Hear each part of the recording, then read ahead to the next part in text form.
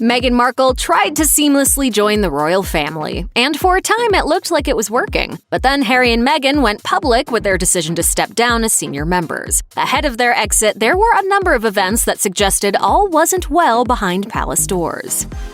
News that Meghan Markle was not adjusting to royal life started to surface in the moments leading up to her wedding. As it was originally reported by the tabloids, the former Suits actor was apparently forging a frosty but cordial relationship with sister-in-law Kate Middleton. Things appeared to take a turn for the worse during a heated bridesmaid dress fitting. According to reports from The Sun and The Telegraph, the argument was, in some sense, about pantyhose. Kate wanted the bridesmaids to wear tights, as is customary, but Meghan wanted to nix royal protocol and allow bare legs. To make matters worse, Princess Charlotte's bridesmaid dress required extra fittings, and the pair reportedly couldn't agree on the schedule. A source told The Telegraph. Demands were made about when subsequent fittings would be, and Kate left sobbing. The same source also claimed, quote, there was a sense that Meghan never really wanted to be friends after the Duchess of Sussex snubbed her future sister-in-law's attempts to hang out. 2 years later, Meghan refuted this tabloid story in her illuminating interview with Oprah Winfrey. It was allegedly Kate who made Meghan cry over the dresses.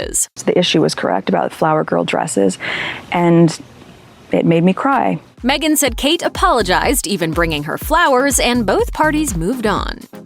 Though tabloids have gotten a hold of or straight up invented a ton of inside information about the royal family's fraying relationship, there's one bombshell that Meghan and Harry kept quiet for more than a year. We now know that events surrounding Meghan's first pregnancy, which she announced in October 2018, had a significant impact on the couple's decision to quit their senior roles. In the pair's eye-opening Oprah Winfrey interview, the biracial actor alleged that there were concerns and conversations about how dark her son Archie's skin might be when he's born. What? And Who is having that conversation? A royal family member who was not Queen Elizabeth or Prince Philip apparently had several of these talks with Harry, who says he was shocked. But he wanted to make sure that I knew, and if I had an opportunity to share it, that it was not his grandmother nor his grandfather. In a statement, Buckingham Palace said that some recollections may vary, but that the family was saddened to discover Meghan and Harry had been struggling. The palace planned to take the allegations very seriously, addressing them behind closed doors. Meanwhile, the Washington Post reported Prince William told a reporter that the royals are, quote, very much not a racist family, and he still hasn't spoken to his brother. A month after Meghan Markle announced her pregnancy, it looked like the royal Fab Four were on the outs. Harry and Meghan announced that they were checking out of Kensington Palace, where they lived next door to Prince William and Kate Middleton. As Reuters reported, it was the first indication of tensions behind the scenes. Despite what it looked like, a report from the Daily Mail claimed that drama wasn't to blame, at least not drama with the royal family. Instead, the system was the problem. According to the tabloid, the plan to move to Frogmore Cottage was reportedly fueled by Harry's desire to, quote, escape the goldfish bowl of royal life for the sake of his marriage and his unborn child. This would eventually be confirmed in the pair's Oprah interview. With the move came the dissolution of the Fab Four's joint office, as noted in People magazine. Meghan and Harry would be working on their own. Royals author Sally Bedell Smith told People, the arrival of Meghan has changed the dynamic of the relationship in a fairly significant way. It is inevitable and practical because it gives Harry and Meghan some freedom to build up their own collection of interests and charities. In April 2018, a month before the big wedding, it was clear that Harry and Meghan were taking every opportunity to stay out of the public eye. The pair even skipped out on Meghan's first Easter with the royal family, a moment that could have smoothed over the incessant royal rift rumors, but scandalized the tabloids instead. Even though Harry hadn't attended church service in years, Express went as far as claiming the couple snubbed the Queen. The following year, Meghan skipped out all on her own. Though her pregnancy with Archie's fast-approaching due date was the perfect excuse to stay at home, it still raised eyebrows. Maybe there was no so-called rift in the family, but her absence sent a clear message that she was not going to do her pregnancy publicly, like Kate Middleton, who was heavily pregnant when she attended the service a year prior. The service also fell on the Queen's birthday, which would have been a great argument for Express to save a quid and run the same headline twice, but alas, they missed the opportunity. The couple celebrated from afar, sharing a sweet message on their official Instagram account. If Prince Harry and Meghan Markle's Easter absence made it seem like they were no longer entertaining the public demands of royal life, Archie's birth proved it. The couple circumvented royal traditions to give their newborn a greater sense of privacy, which is inherently at odds with being a member of one of the most photographed families in British history. Still, what's most telling are the lengths the pair went through to take control from the hands of the crown. According to Vogue, Archie's birth was handled more privately than past royal births. Meghan didn't don 4-inch heels and pose for a photo op on the hospital steps like Kate Middleton did directly after giving birth. Meghan told Oprah, in fact, that she wasn't even asked to do so. Vogue noted that Meghan and Harry kept their newborn's identity hidden for 2 days, posing for a smaller, controlled photo shoot in Windsor Castle involving 2 photographers rather than an onslaught of media. Furthermore, the couple separated themselves from the royal family throughout. According to Vogue, Meghan did not use the Queen's team of royal doctors and had her own natural birth plan. She kept her birth plans private, though she's said to have attempted a home birth, as the Queen did, later moving to a private hospital. When it came time to announce Archie's arrival, the pair did not go through Buckingham Palace, as is customary. Instead, they announced it on their own, through their official Instagram account.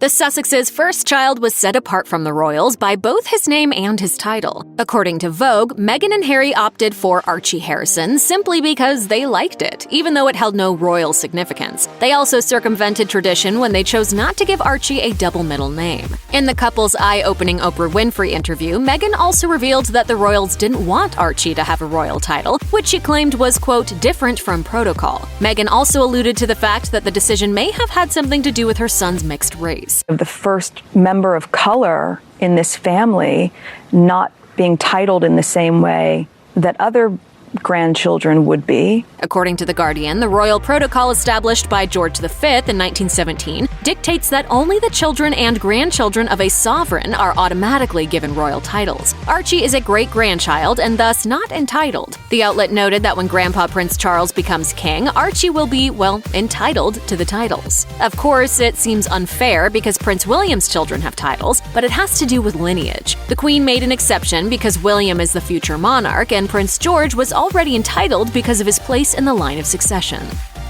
With title comes security. After Meghan and Harry's Oprah interview, the public learned that the brunt of their decision to exit the royal family hinged on the security the family provided to their newborn son, or lack thereof. Again, Meghan suggested that Archie's mixed race was a factor in the royals' decision to withhold a title and consequently withhold security, since the two are typically knotted together. According to The Guardian, extended members of the royal family also do not have automatic right to security paid for by the crown, and Archie is 7th in the line of succession. Since it involves taxpayer money, the decision involves both the Home Office and Metropolitan Police. Nonetheless, considering Meghan's horrifying treatment in the press and the way tabloids were a factor in the death of Harry's mother, it makes sense that security would be a breaking point. It was also apparently the motivation behind the pair's Netflix and Spotify deals, which they claimed allowed them to afford security when they were allegedly financially cut off in the wake of their decision to leave.